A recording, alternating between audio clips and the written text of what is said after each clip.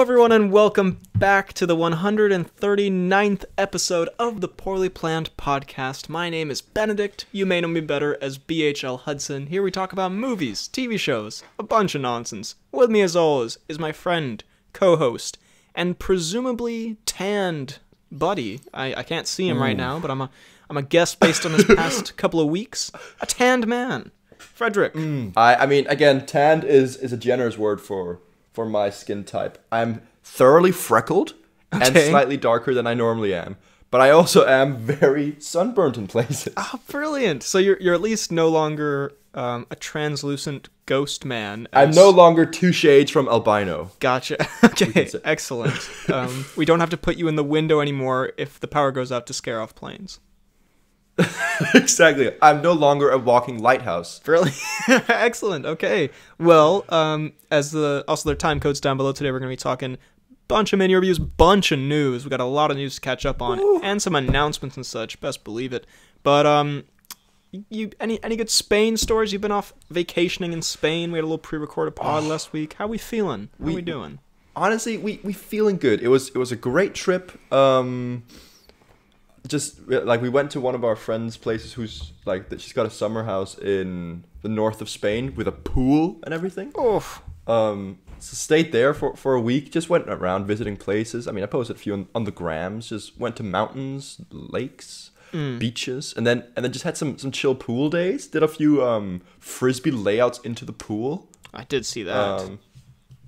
I did see that. That was it's thoroughly average. Yeah, could have kind of done better than that. Sort of mid. Kind of hashtag mid right there.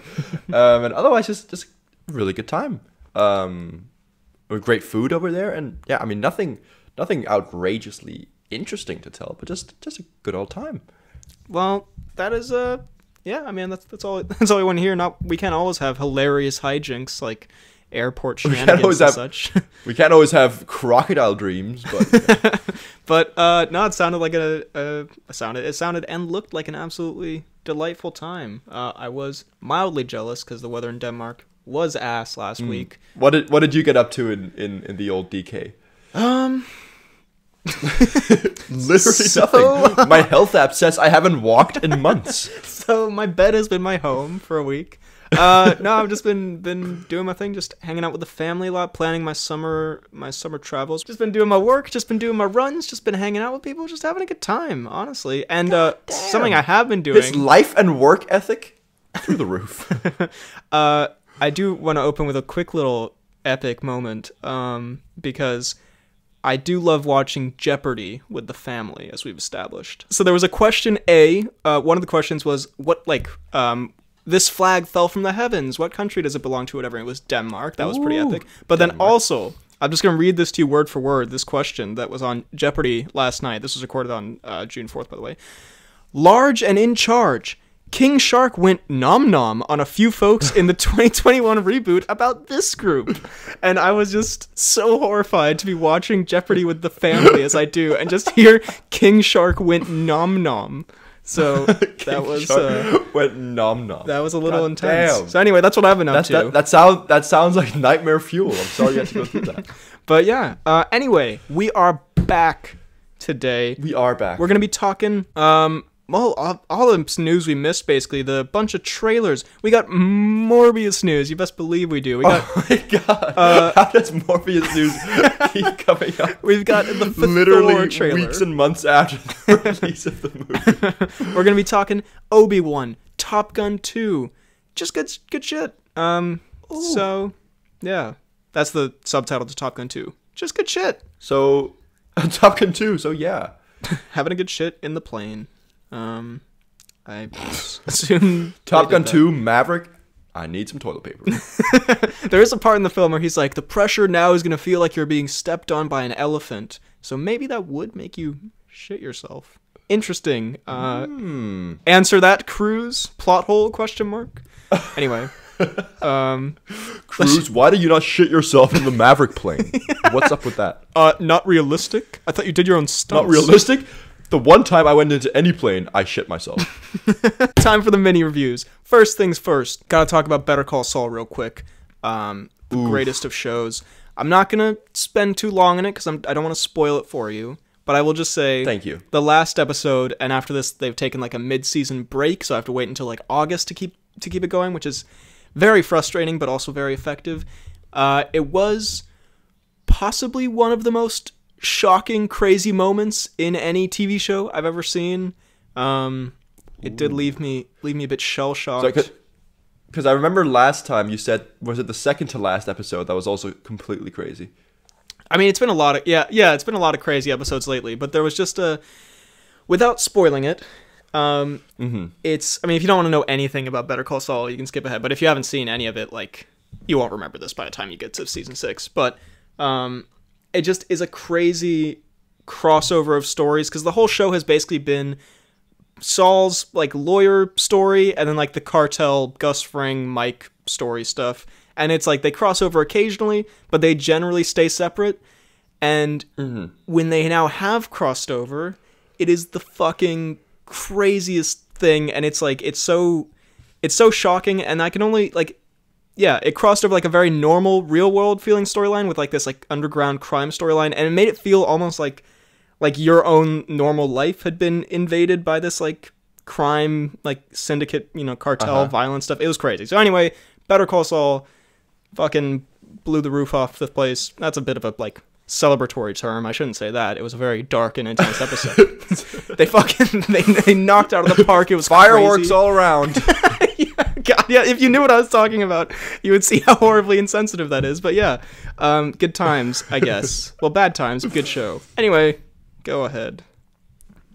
Ooh, well, I will say, last night, I think I've got quite a few mini reviews actually to talk about. But last night, I did in fact hit, as my letterbox suggests, Mission Impossible: Ghost Protocol. Sandy Cruz. There was another one that you put in Letterboxd that was like a pun of some sort. I can't remember what it was now. I have to say I did enjoy it. I hated it, but I enjoyed it, as I do with most of your Letterboxd reviews. Oh, by the way, we didn't mention this at the top. Freddie has a Letterboxd. Go follow it. FDK_Thwilms. Thwilms. It's the one. Oh, it was Jurassic World Fallen Kingdom, and I believe you wrote, Woo let the dinos out. Which, that's pretty good. Oh, Burj Khalifa. Goodness me. So, okay, yeah, go follow FDK_Thwilms on Letterboxd if you want Freddy's in-depth if you want thoughts. more in-depth reviews like Burj Khalifa. So are you binging the Mission Impossibles up until Dead Reckoning? Which comes out in a year from now? Until over a year from now? Yeah. At a very It'll have to be pace. a very fast binge. You watch 2 minutes every day? I'll eventually get there just in time. No, my girlfriend and I, we were just having a chill night in, and then she was like, I'm feeling a spy movie. I was like, you know what? Let's put it on Tinker Tailor Soldier Spy. And then she's like, this is not the vibe. I was like, okay. Let's put on Cruise. And she's like, oh, this is the vibe.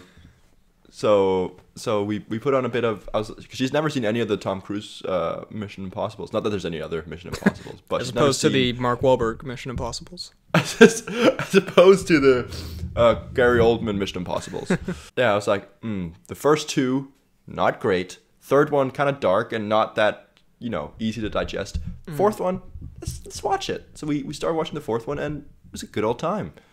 It's a great old time. It's a perfect. It is. It's a little spy film. I explained to her how Cruise does his own stunts and everything, even like on the Burj, and then the Burj Khalifa. She didn't believe. Yeah, even on the Burj Khalifa, and then she didn't believe me. Googled it and was then shocked and amazed, and that kind of led to throughout the entire movie just her going like, does he also do this on his own? I was like, yes. It's just Cruise like walking slowly down the street. Holy shit! Is that him? Cruise sitting in a chair. He's got great posture. That's CGI, isn't it? Him talking to Jeremy Renner. No one could do that. Come on. Him tolerating Benji's tomfoolery? Surely not.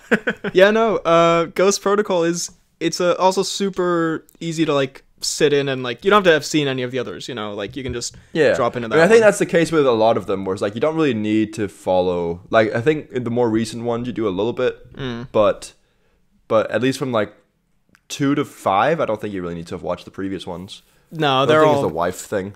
They're all pretty different. Like they're all like, here's a new villain and here's a new team, except Benji starts being a recurring character. Is Benji his first time in the 4th or the 3rd one?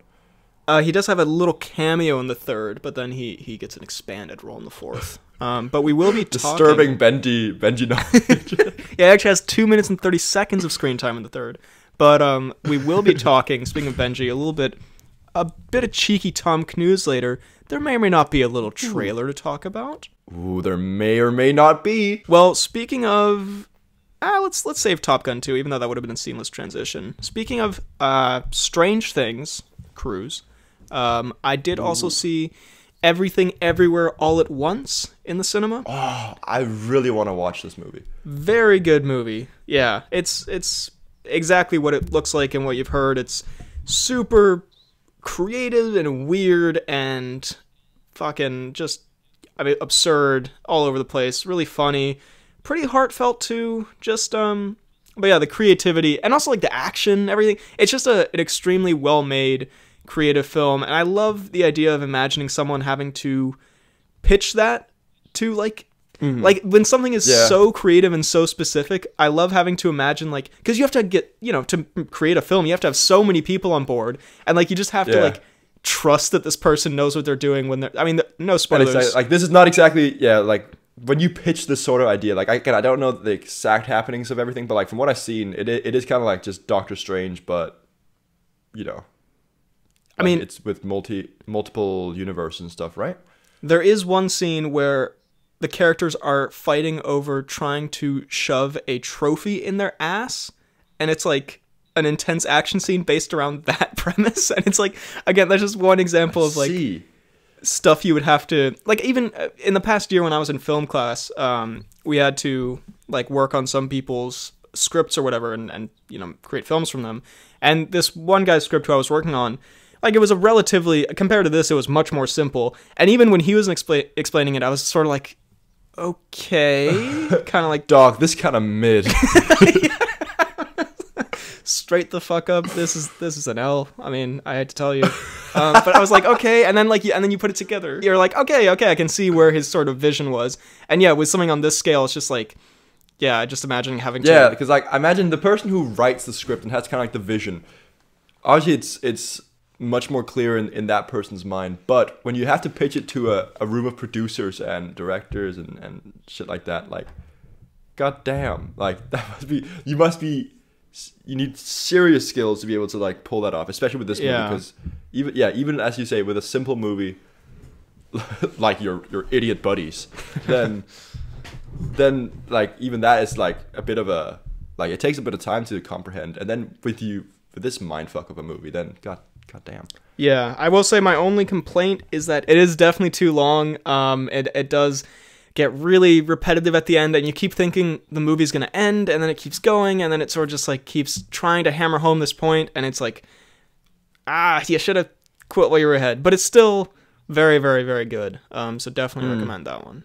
How long is it? Like It's 2 hours 20 minutes or so. It's the exact same runtime as Top Gun 2, but I did not feel it at all in Top Gun 2. So so Cruise ain't mid like this art film.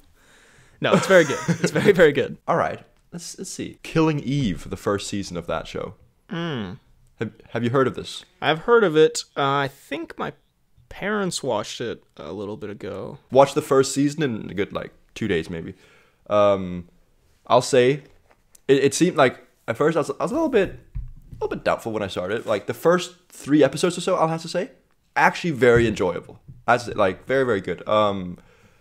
It was kind of like a fun back and forth where it's basically like a cat and mouse game between a detective and this assassin, right? It kind of like, it starts off being very, very good. There's like some shocking moments, but it's also like a bit of a chill vibe in the show. You know, it doesn't feel like, you know, it's like the typical like proper drama thriller show. And then so it's being intense and funny whilst also being interesting in the first 3 or 4 episodes. Then towards the second half of the season, god damn do I lose a lot of respect and enjoyment of the show. Because, oh my god. It was just... We basically sat there, and it goes from this like very, very... not realistic, but, you know, more realistic than what it becomes to be. Where in the second part of the show, she basically hijacks her... like, she steals her suitcase, buys her all new clothes, and then just puts it in her dress, and then shows up in her house and starts talking. And then basically they start almost getting like a love or interest for each other. The ending just... I hate the ending. Where so many like things are just like brushed past. There's so many plot holes. She's lying in bed because the assassin's kind of like fallen for her. She's kind of like intrigued by her and stuff like that. And then the agent stabs her in the stomach. And then the moment she stabs her in the stomach, she starts screaming and regretting it and calls an ambulance. And it's like, oh my god, what are you doing? Like, I just sat there like face palming. I was like, oh. I mean, there are some pretty fun moments. Like the assassin is a complete psychopath. It's like, it's really, really fun. Like there's multiple times in the show where like a love interest is set up for her, right? And then she just brutally murders them just like completely out of nowhere. It's like, goddamn. Like there's this like guy who lives in her building, who's like very like they have sex, and then they like he's set up to be like the boyfriend of the thing. Like he's very loving, and she like clearly is like kind of reciprocating it, or so it seems. And then he accidentally sniffs some like assassin's poison that she used in a perfume on like her previous target. And he dies in her hallway, and she just looks and shrugs and walks away. I was like, god damn. Some funny moments, but overall, a very frustrating and bad show towards the end. Okay. I wasn't planning on watching it, and given the imminent and now I'm going to. Yeah, I would love to. Fair enough. I think there is a season 2, but I'm guessing you won't. I think there's 4 seasons. Oh, goodness. Okay. Yeah. I will not be checking them out. No.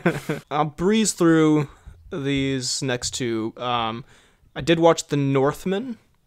Ooh, I saw on Letterboxd. How was it? Pretty good. A little bit of a young Skarsgård Viking stuff. He like rips people's throats out with his mouth. Pretty good. With a whisper from his mouth. Blackagar style.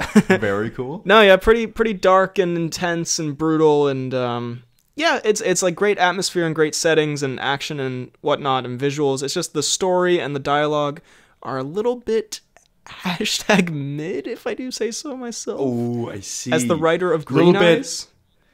As the writer of Green Eyes, I say this is definitely a mid. No, I mean, it's very simple in kind of that way you would expect for like a Norse, tale of like a Viking, which I get. That's kind of the point. Like it's supposed to be like a simple revenge story, and there is one twist in there which is pretty decent, but overall I did find it a little bit like not as engaging because of its simplicity sometimes. But overall, a great movie, a very good movie, I would say.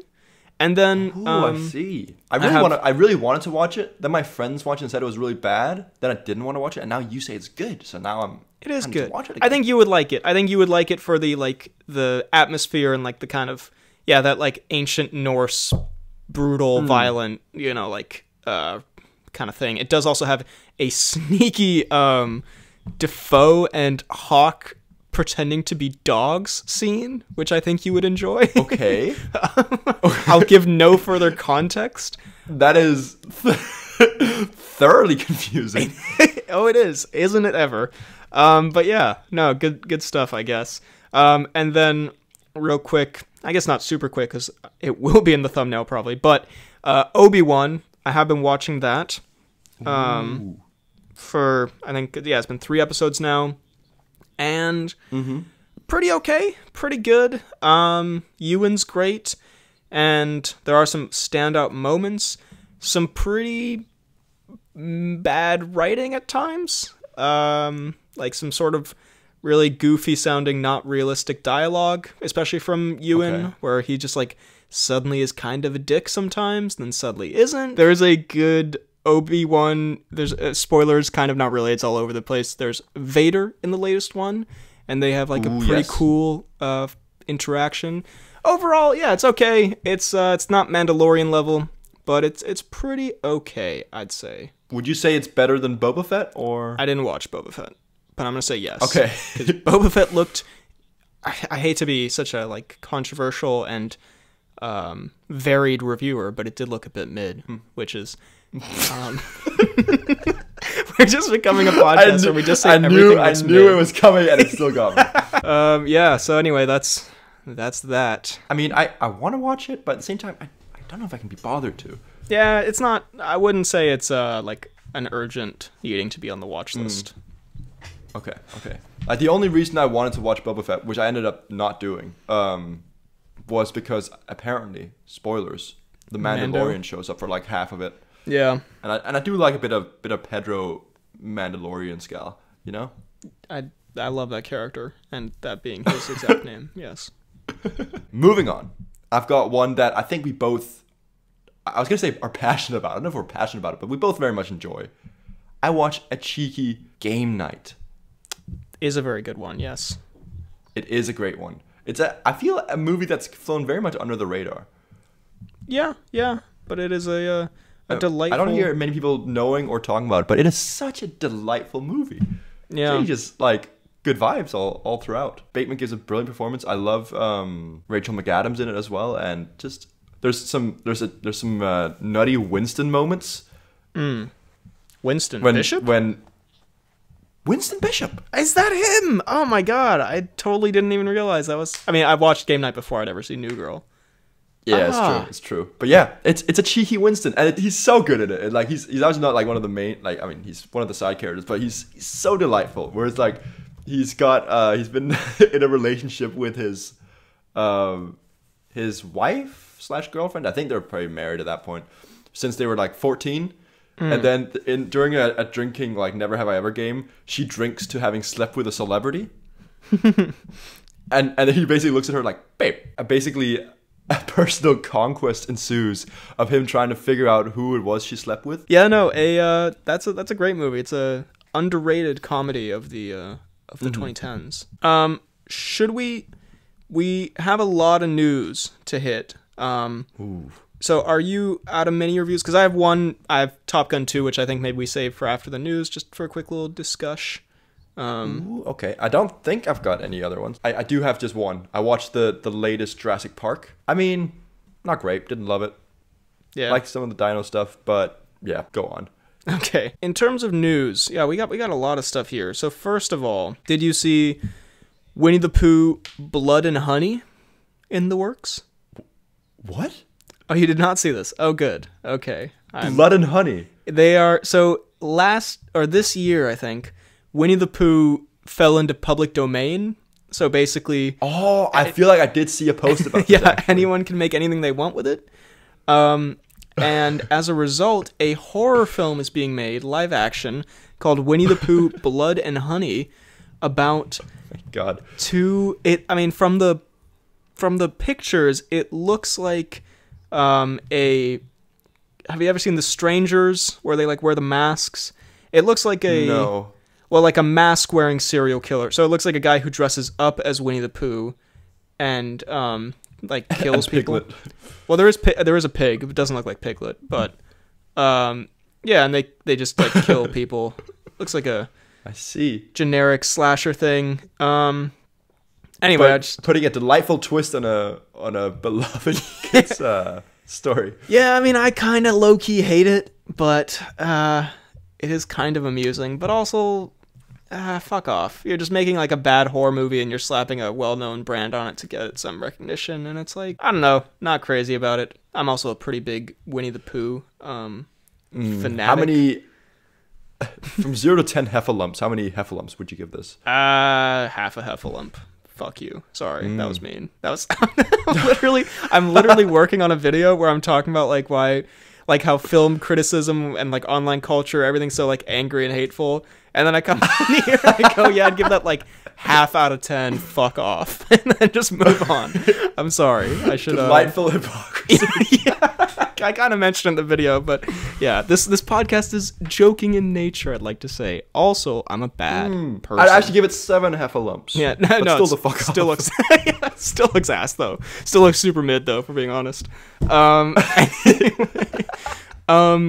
Did you hear that Samuel L. Jackson is going to be in Garfield the movie? What? Is it? Wait. Don't play with me right now. Is there gonna be a third live-action Garfield movie? No, it's the one with Christopher Pratt as Garfield. Ah. Yeah. Damn it. Yeah. Fuck. Yeah. Anyway, yeah, whatever. Why did I include that? I don't know. Did you see the trailer for The Gray Man with Ryan the Goose Gosling and Chris the Mustachioed Evans? I have not seen this. It looks good. It's the new, we talked about it, it's the new Russo brothers movie. It also has, what's her name? Ana de Armas? A little reteaming of de Armas and Evans. De Evans? Chris de Evans. It looks good. It looks a little bit generic, a little more generic than I was expecting from the Russos. From the Russos. Looks pretty good. And, I mean, the mustache is absolutely fucking spectacular on the Evans. I have seen a picture of the mustache, I must say. That is, it looks brilliant. And I mean, I am a fan of all three of them, and especially Darmus. Great. Sorry, little voice going, hello, Darmus. And, could I ask you to dinner, Miss Darmus? But yeah, no, it looks good. Did you see, I know you didn't, but did you see the trailer for The Menu? I did. No way, you did? No, I didn't. Yeah, damn it. I can't believe I fell for that. We haven't potted in too long. Anyway, it just did make me laugh because it is, in fact, Ralph Fiennes as an intense chef from Empire. Which is, I mean, kind of already fucking epic. I would watch that. Nothing just like, more nightmare fuelish have I ever heard. Well, it does. Ralph Fiennes as an intense chef. It looks like so basically it looks like kind of a cult. Like they go to this super fancy restaurant, whatever, and it looks like it turns out to be kind of like a cult thing, and they probably eat people. If that's usually what the twist is in these things. But it's kind of like murder and weird shit goes on, but. It also looks like a comedy. Oh, I see. It actually looks really kind of weirdly charming. Like it's also at the end, like, after all this like chaos and like murder and whatever, then someone asks Fiennes about like one of the dishes, and he's like, "Why, yes, it is," and it's just like a delightful find. And I don't know. I'm sort of hyped weirdly. That does sound very good. I thought when you said The Menu, it's gonna be like Chef 2. The Menu with Favreau or something. But now you say there's an intense cannibal chef. Can I say I would watch the shit out of Chef 2, The Menu with Favreau? Favreau is the menu. Rafe prepares him exquisitely. Rafe sticks an apple in that mouth. Yeah. And a fork in that anus. There's a visual for you. God. I mean, it's kind of like a crocodile chomper. The moment that the fork touches the anus, Favreau just chomps the entire apple in half. He's like a nutcracker. God, this is he's also tied down like a turkey. But it's him who tied himself down. It's all very consensual, though. Anyway, he looks forward to be put in the oven. Should we talk about Morbius? Oh, please. I've got no how we are still talking about Morbius. Well, here's the thing. And one joke. I don't know if you've seen this, but Morbius has become, and I can't believe I'm saying this, like the biggest meme on the internet, like mainstream memery. The only reference I have to what you're saying here is that I watched PewDiePie's video called "I Just Morbed." Well, yeah, it's I like don't know if that's it's so because I would just like to say I'm not trying to take credit for anything here, but we were memeing the terribleness of Morbius for months. Way before. We've been doing it for years almost. Yeah, we've been doing it since like the first trailer came out, and we've been like memeing how, I mean, basically the meme now is like it's a completely forgettable lame movie or whatever, and like everyone's acting like it's like the best thing ever, and it's like makes trillions of dollars and whatever. And I mean, I hate to say it, I'm not trying to say anyone stole our bit because it's not a very complicated bit to think of, but we were kind of doing that bit. We were kind of first on the scene. And now it's like a very mainstream, like a mainstream meme. How fucking pathetic do I sound? But it's like, it's a very like, I don't know. Realizes his life is a complete joke. But and amongst all of that, Morbius is returning to cinemas, to 1,000 cinemas, because of the meme like hype around it. Because I think they'd see that online and they think it'll just make more money. Oh my god! And also they posted the Sony Pictures. You know how they did the Moms for Morbius thing? So remember. They're leaning into it, and wait, what is this? Oh god, I've just seen. Oh my god. Well, okay, they're leaning into it, and so at first the Sony account tweeted this or whatever, but now Jared Leto, I've just seen a tweet. It says, "What time is it?" And it's him holding a script, and the script says Morbius 2, it's Morbin time. I can't believe this is real. So, yeah. So we're probably going to get Morbius 2 now. Like, I know this video's a joke, but Sony's probably going to try to capitalize on this, like, meme. And... oh my god. Well, do you think that the movie will actually make a lot more money now because of this meme, and they're pulling it back into cinemas? No, I don't think so. I think people... I think the meme is that it's the best movie, but no one wants to go watch literally, it. like, initially when it came out, the meme was kind of like, I'm watching Morbius at the premiere, and it was a guy in, like, an empty cinema, you know what I mean? And, like, I think they underestimate, it's very easy and free to write a tweet. It costs money and your time to go see Morbius in cinemas. So I don't think that's going to convert. But if it does, that'd be hilarious. I feel like this is definitely a Tyrese-esque moment where people are like, oh my god, the best movie ever. And now they're opening up for cinemas where it's the freaking, what was it, Tarantino or something, quote. Yeah. Where he's like, oh my god, what an honor. Yeah, so, I mean, respect for leaning into the meme, I guess. But also, it makes me feel gross. Vomit. Seeing them do it. Like, it's like when they get in on a joke, it's like, it's not really funny anymore. But also... we can laugh at you, but you cannot laugh with us, please. Also, Jared Leto, I feel like they made him do that skit, and he didn't even realize it was a joke. He was like, oh, okay, I hold a script. Is my character still in a wheelchair in this scene, or can I walk to the bathroom? That's a real thing that he did. Look it up. Let's see. Okay, we can skip over this. Did you see the Pinocchio trailer? I did not. Okay, whatever. Yeah, fuck it. I was gonna watch it, then I realized I don't really care that much. That's a very good point. I feel like that about a few of the news stories we cover on the podcast. It's like, I was gonna watch it, and then I was like, wait a minute, I don't care. Wait a minute, I don't want to. Wait a minute, this pod is a sham. Did you see the trailer for Andor, the new Star Wars thing? It's with, do you remember in Rogue One, the guy who was not that memorable or interesting, Cassian Andor? He was fine. He was okay. He was good. Was he... He was the guy who, like, remember when they're hugging at the end of the movie and on the beach? He was that guy. Right. Does he die? I forget. They all die. Right. That's the... You fool. I don't remember him. Anyway, it's a prequel I've not show seen about this thing. Yeah, I whatever. see. Here's something that we do care about, though. Did you see the trailer for The Man from Toronto? And if not, I think you should, because I think you'd like it a lot. The Man from Toronto. I have not seen Oh, goodness. It. Oh, delightful. I'm so happy I got to explain some of these things. So basically, it is a comedy, I believe coming to Netflix, where Kevin Hart is mistaken for this, like, ruthless assassin torturer guy. Okay. And then, like, the FBI is like, okay, well, we know it was a mistake, but we're gonna need you to keep pretending to be this guy to, like, so we can complete some mission or something.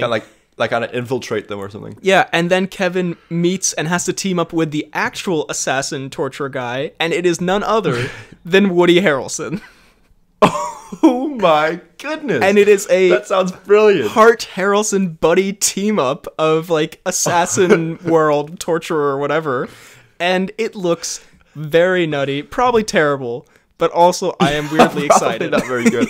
I hope it's going to be, like, just terrible, but also, like, you know, but a bit of not fun. A Red Notice kind of thing. Yeah, like Red Notice was, like, just the most generic, nothing, whatever, who cares? Yeah, you know? I hope this movie can be as bad as it wants to be, but just be nutty. Be nutty, and it looks nutty. It looks like it sounds nutty. And I will also say, how the fuck is Kevin Hart mistaken for Woody Harrelson? I mean, yes, they are so visually and aesthetically similar, but literally, I cannot think of two more different people. I think it's like they only know his name or something. You remember in Mission Impossible when Tom Cruise was pretending to be that guy, and they're like, "What if she's met him?" And he's like, "I guess we just gotta hope they haven't," or whatever. And it's like, I do remember because I watched that yesterday. God, what a reference! I'm so good at those. Daniela Melchior is going to be in Guardians 3. She was Ratcatcher in the Suicide Squad. God, what a Daniela thing you have to do. Am I right? So she was really good in the Suicide Squad. And I'm looking forward. So I loved her dead dad. That would be Taika. So anyway, she's gonna be in Guardians. Good. I thought he said that would be Tiger the Raptor. Imagine they try to have an emotional flashback scene to her father's death or whatever, and it just pans over and it's Tyga the rapper. Honestly, how sad is it that we have to call him Tiger the Rapper because in our universe, Taika Waititi is way more famous. I mean, also, they are different names. We don't even have to. It's Taika and Tyga. His name isn't Taika Waititi, which would be kind of a really hard name, though. I was gonna say, that would go hard. But also, Loki, I had that same feeling in the movie when Taika Waititi showed up because it was just so ridiculous. I was like, this is clearly just Taika. By the way, real quick, complete random thing, but flashback to Obi-Wan, there is a cameo / like actual just supporting role from Kumail Nanjiani, who you may remember as the funny guy in Eternals. I do remember Kumail. He's also on a Conan episode. So. Well, he's great. He's a delightful man, great, funny actor. He feels so like violently out of place in that show. He feels like you dropped like, I don't know, like Jonah Hill or so. I guess Jonah Hill has more range, but like he's just doing like. I guess this guy's been nominated for an Oscar with slightly more range. And like, I'm not saying Kumail doesn't have range, but like he's just Kumail. He's just like a modern like. That is literally what you're saying.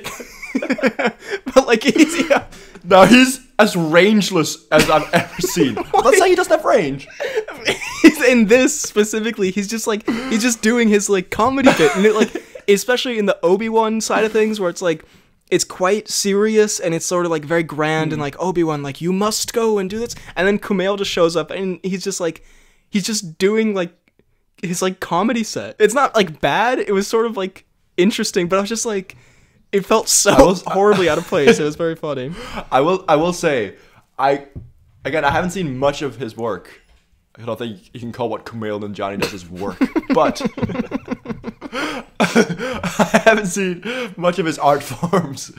And sorry, I just love that I am still making this video on like how online film criticism or whatever is so bad. And then I don't know if you could call it work to be precise. We're kidding. We love you, Kumail. I've never loved anyone more, Kumail. So on that Conan episode I was talking about, they basically went through like this like voice role he had in a video game. Like I think it was like God of War or something, or I don't know, or Warhammer, some like show where he played a huge fat like boily ogre, right? Okay. And for it, he didn't change his voice at all. Yeah. It's a very delightful clip, and like throughout every like, and obviously it's like not his fault because like he was given the lines, but still like they didn't do any like voice like modifications or anything. And in this like really intense sword fight of like life and death, he's basically just quipping his Nanjiani style. Yep, yeah, that's basically Obi-Wan. So he's kind of delightful, but also it's weird, and I feel like it was, and I love it, and I loved it. Anyway. Idris Elba takes on a savage lion in the Beast trailer. That's from Empire. Did you see the Beast trailer? Idris Elba fights a lion. It looks kind of okay. I probably shouldn't mention this, but it just fucking made me laugh. Again, in sort of the similar vein of people online take things to do with movies and shows too seriously, in my opinion. There was a thing on Twitter, Stranger Things, I saw. They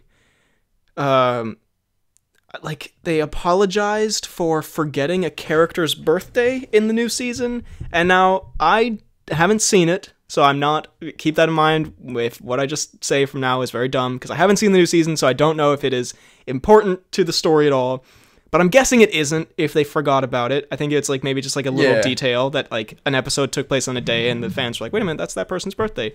And it's, you know, it's a fine, like, it's a goof to point out and be like, oh, wait a minute, that was his birthday, and you know, they addressed him, whatever. And then there are just people in the replies, which again is why, like, I feel like you should limit how much you go on Twitter, where it's just like, people get so, they're like, people saying this is a small, detailed mess, is it? It's actually really, you have thousands of people working on the show, how did not one person, it's like, fuck me, dude.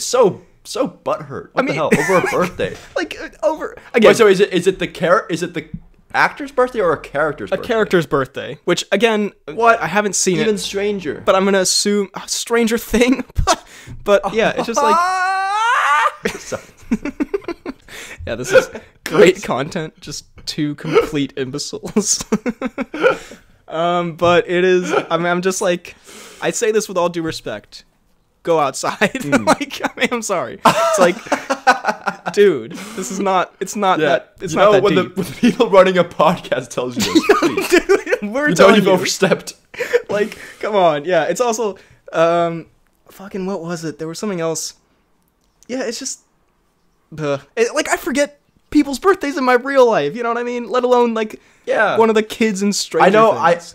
I can count the people like in my life that I like whose birthdays I know off by heart on 10 fingers. Yeah. Anyway, did you see the trailer for Thor? I did see the trailer for Thor. AKA Thor Love and Thunder. AKA Crow strips Hemsworth down to his bare bollocks. Oh, is that Crow? I didn't really realize it was Crow. I didn't know it was Crow either until I saw the worst meme I've ever seen in my life, where it said, you either die a Jor-El or you live long enough to see yourself become a Zeus. Which, I was like, what the fuck is this?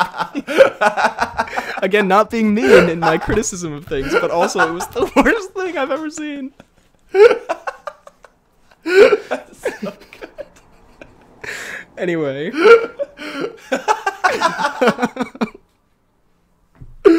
God. Jesus. Anyway, yeah, so anyway, that is Crow. He is Zeus. And, I mean, I have to say, it looks very delightful. I'm very excited. It looks so good. I'm very, very excited. Like, yeah. The teaser trailer, I obviously didn't give anything away, but, like, I didn't really know what was happening. Didn't seem to be much conflict, you know? Exactly. And this one, I mean, whilst it still seems delightful, it's added a bit more, and... Yeah, we've got Gore the God Butcher. We do have Gore. Christian Bale, who looks... I mean, it looks like a pretty cool, like, idea that maybe his... part of his powers or something, everything turns like black and white, especially in this like colorful Waititi world. That could be kind of a cool aesthetic. Could be dope. Yeah, and it just looks like a really fun, like exciting, little like self-aware kind of 80s vibe, like Ragnarok, but even like weirder. I mean, I'm not crazy about the helmet when he goes Jane and his like big ass like CGI helmet. I thought that looked a little bit goofy, but that does look slightly goofballs, but yeah. Also, Jane also, is Thor's pretty cool. Jane's back, yeah. Not hating it. Is Natalie Portman gonna like take over the role now?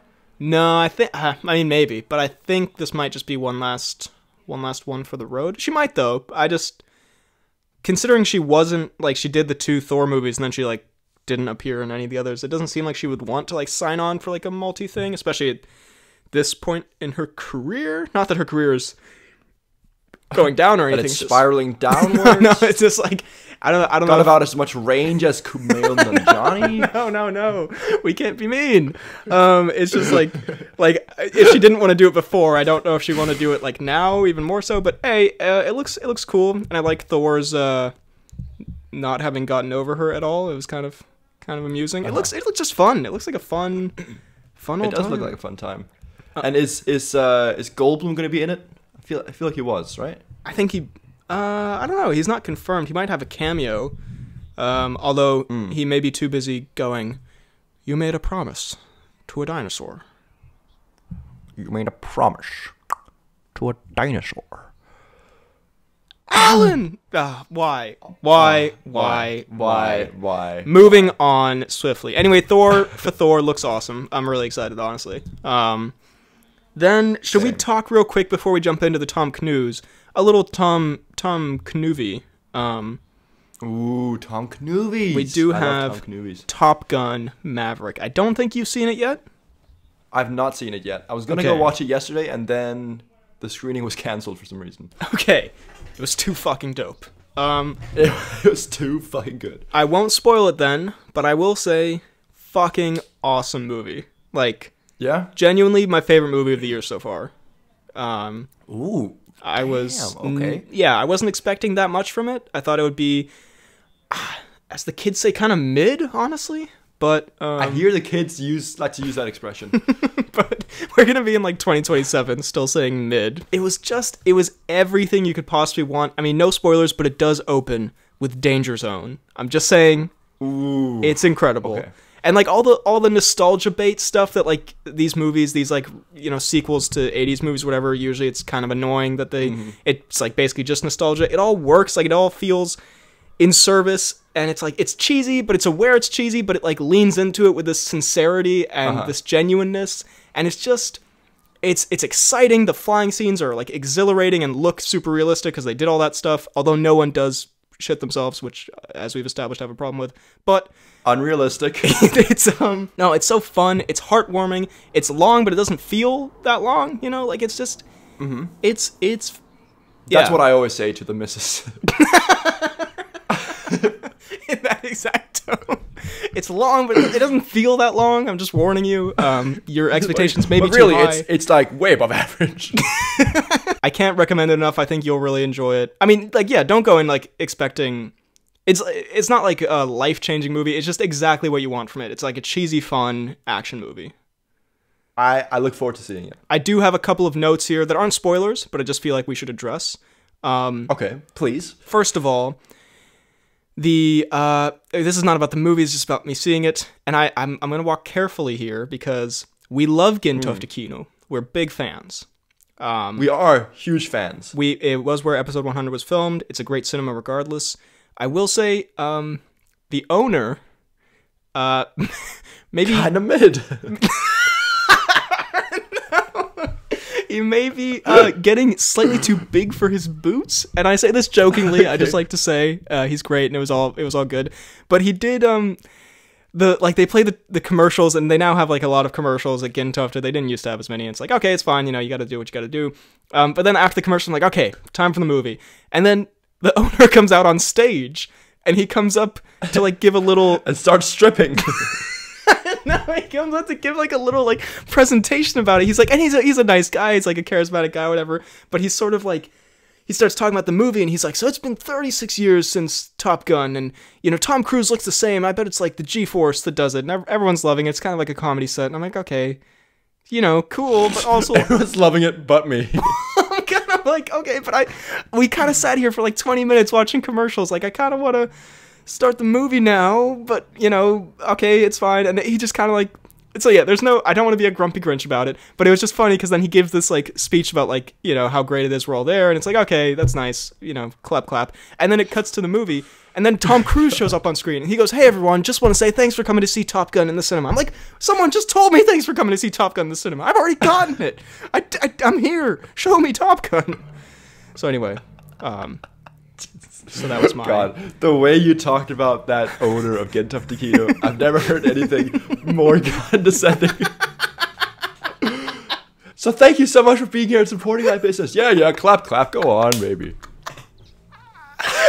And again, juxtaposed to my video about being an asshole on the internet that's like came out 2 days ago when this goes up. But anyway, it was very nice, and he's a great owner, and he has revitalized the business, and he's a very fun guy. So no, thumbs up, I love you. Good save. Thumbs up, I love you. But then there was also, I mean, I have a couple of notes about the movie that I don't want to. They're not spoilers. Can I say there are 3 notes here that are just amusing things. They're not spoilers. Okay. There is a part where, because you know Goose's son is in this. There's a part where Cruise is like thinking about Goose's death and looking at his son, and it's cutting.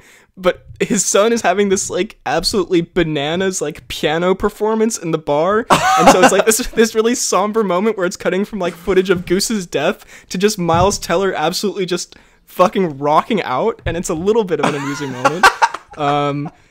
There is also a part where Miles Teller rocking out. There's a part where the woman says, "Don't give me that look," and it cuts to just the nuttiest Cruise smile. Very good. The picture they use of Iceman throughout the movie, I hate to say it, not in an insulting way, it's just kind of a funny picture. You will know what I'm talking about when you see it. And finally, I think it's also in the trailer. Yeah, it's a bit of a... it's not... It looks... If you could describe one person as stanky... He looks like he's doing the Blue Steel a little bit. And... by the way, I wasn't crazy about some of the Iceman stuff, but we can talk about that some other time. And also, I'm not gonna lie, and it wouldn't be Top Gun without like a sexy beach scene, whatever.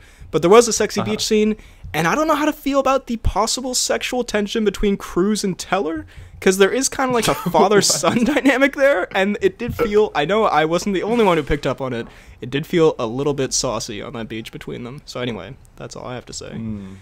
I see. Moving swiftly on. But can we also just quickly address possibly one of the worst stashes I've ever seen on the Teller? But it kind of works though. There's also like a new Iceman type, and him and Teller get into it a bit, and then at the end they're like, well, I won't spoil at the end, but they get into the mustache. Yeah, at the end they French passionately, and it's actually beautiful. Anyway, yeah, it's actually beautiful. And then the owner of Gento Takino came out and we clapped. No, he's a cool guy. At the end, he also came out and like opened the doors for people, and he's a nice guy. He's a good guy. I think we actually interacted with him on the day that we filmed that. So good dude. I think we probably did. So we love you, man. Hopefully he doesn't hear this. Yeah. Now speaking of that whole thing, it's now time for the Timecodes.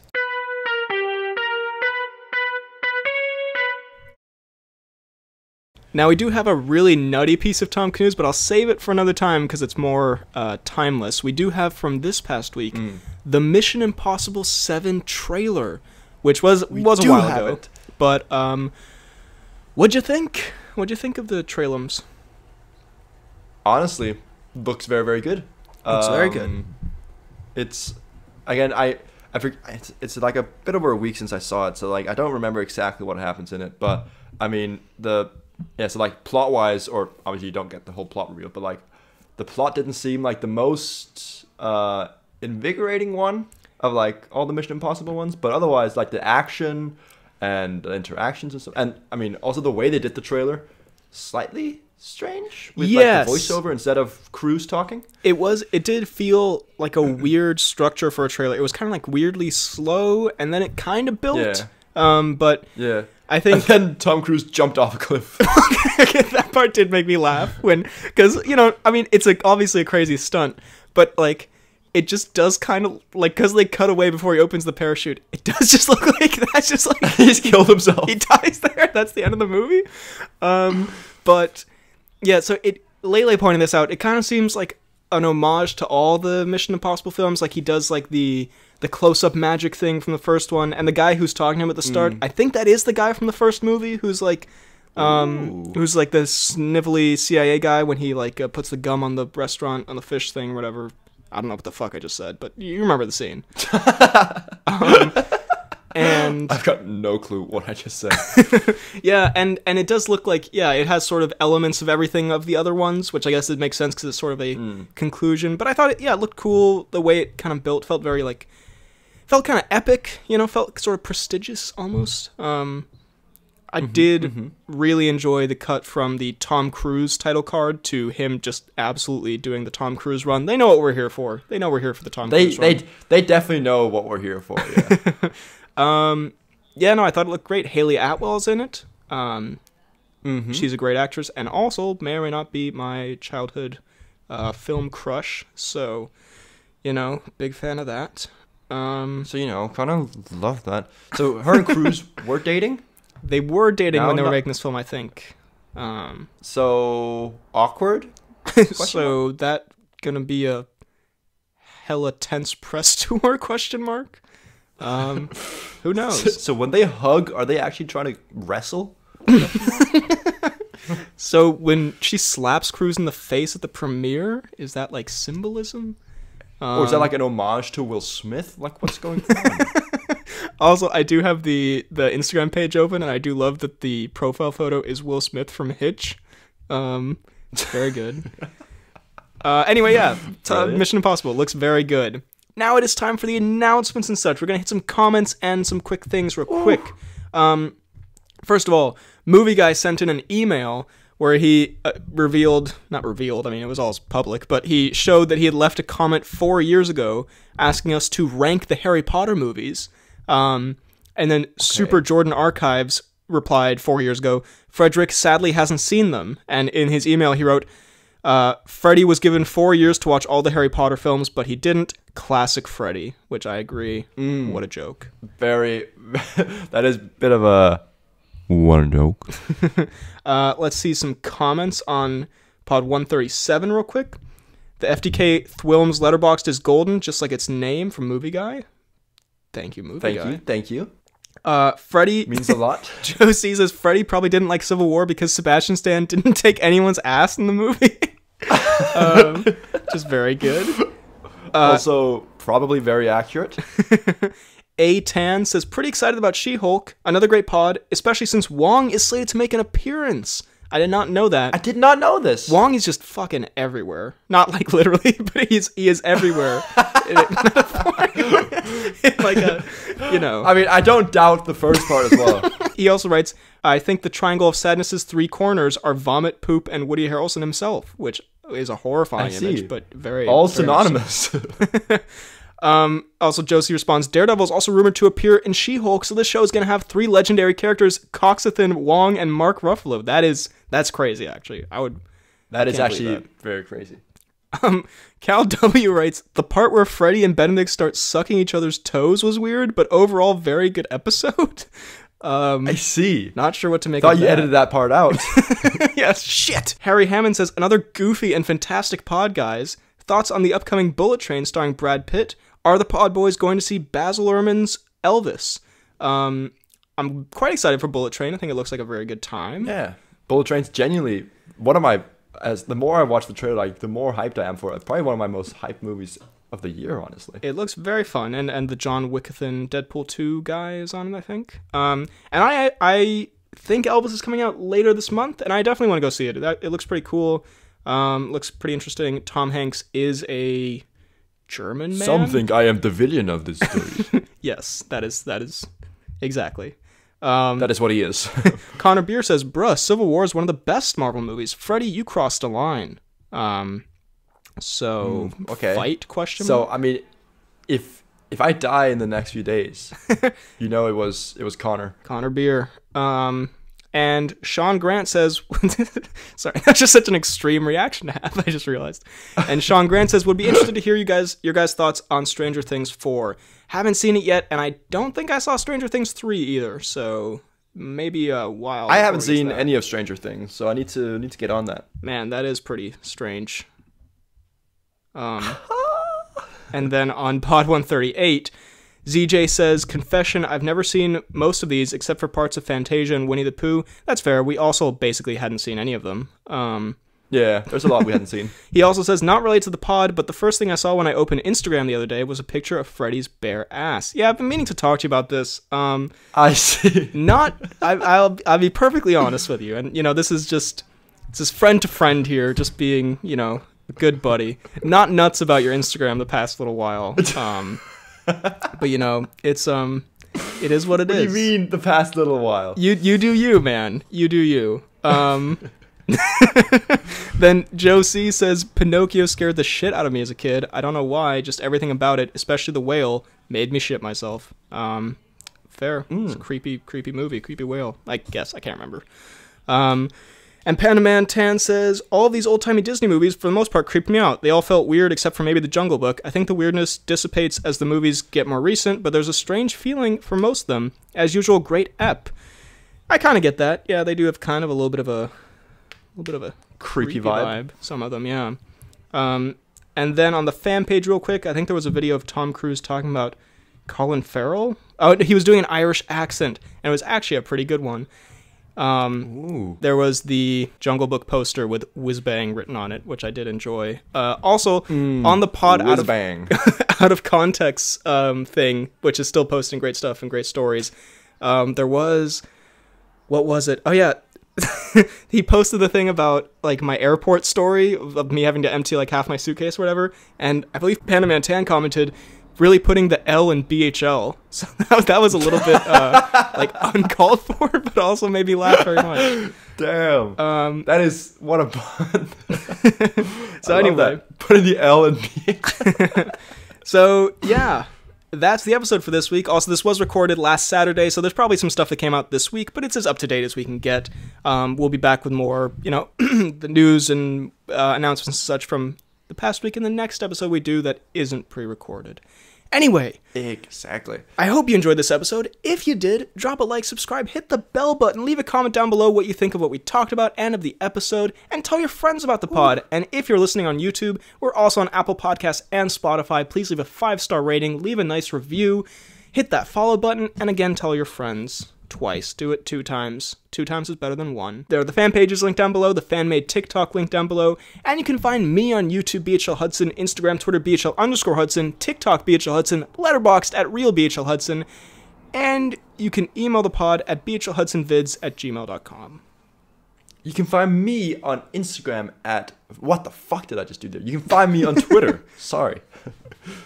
Slap myself. You can find me on Twitter at FTK_AdultSniper. You can find me on Instagram, is that right? At Fidalgard. You can find me on Letterboxd at FTK_Thwilms. And you can find me on YouTube at FTK Space Gaming. Thank you very much for listening, and we will see you next time.